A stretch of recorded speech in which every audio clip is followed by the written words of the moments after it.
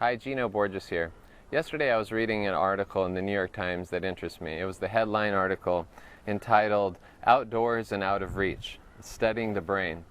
It's about a group of professors who actually go down to southern Utah and take a rafting trip down the San Juan River with the idea of conversing and dialoguing about the effects that digital communication and digital technologies have on the brain, have on our thinking, and have on our general behavior in general.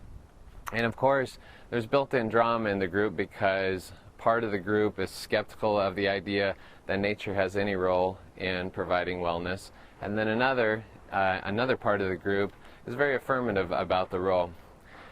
And while I find this type of research very interesting, and I'm glad they're getting out of buildings in order to do their research, I find that very informative. I feel like a sense of flow is always a good thing that happens out in the natural world, so ideas flow much better in a natural setting than they do in a box with fluorescent lights. There's something that always intrigues me about these articles, because these articles are coming out more and more about science is proving that we need more and more connection with nature.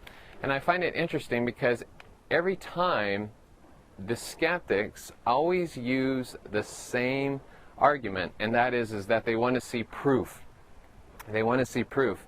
But what's never questioned in articles against the skeptics is not so much the question of proof, but what type of proof are they looking for? In most cases, since we have social scientized our way into the existence that we're in today, what happens is that most of the proof that they're looking for are exterior metrics. They are looking for the types of metrics that can be seemingly seen and proven. They aren't interested in internal authority type of metrics in terms of how you feel, that sense of aliveness. Now, I don't know about you, but when I come back from the backcountry, I don't need to hook myself up with heart monitors, measure my blood pressure, hook up things to my brain to see how my brain is flowing. I know I feel alive. And I have faith in that particular form. The difference between the social self and the wild self is this, is that the social self must be complemented with wild self metrics. We believe in intuition. We believe in sensory making that goes beyond just cognitive processing. We believe in listening to our wellness internally, meaning that if it feels light and right, then there's a sign that you are naturally attracted to something that you had just experienced.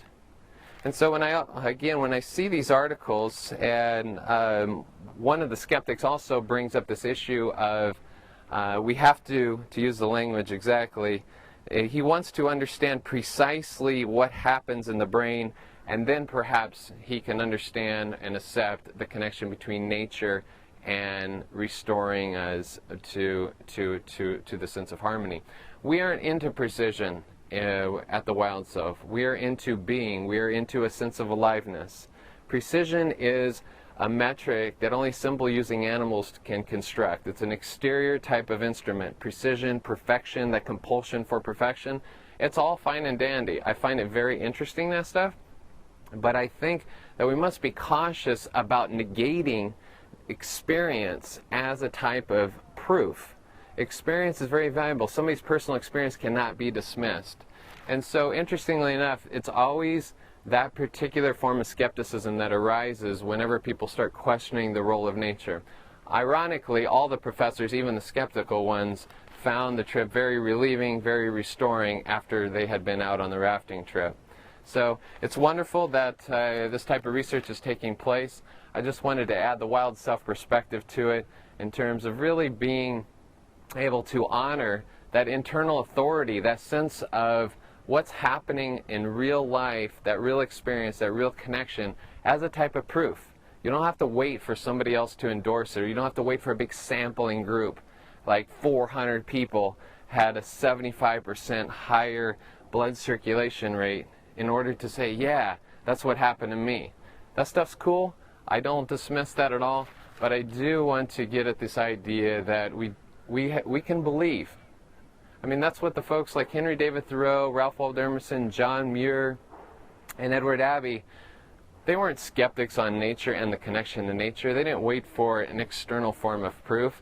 You just read their articles and you read their essays and you can just feel the connection. And you don't ask them to ask for sample or ask for evidence. You can just feel the connection. You can feel that poetic connection. All right, thank you, everybody. I would encourage you to read the article and let me know what you think as well. All right, thank you, everybody.